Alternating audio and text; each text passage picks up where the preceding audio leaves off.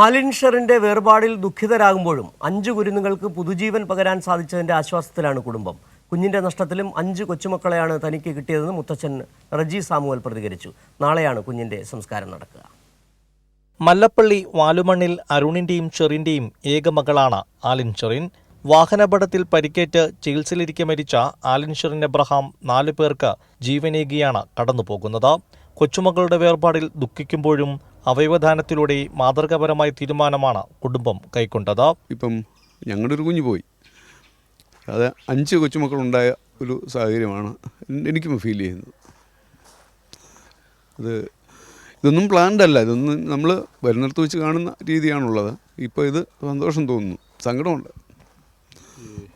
സമൂഹം ഒന്നാകെ ആലിൻ്റെ കുടുംബത്തെ ചേർത്ത് പിടിക്കുകയാണ്. ജീവൻ കൊടുത്തതിൽ വളരെ സന്തോഷമുണ്ട്. കുഞ്ഞിന് അതിനുള്ള ധൈര്യം മോന് വന്നല്ലോ എന്ന് ഞാൻ ഓർക്കുന്നു.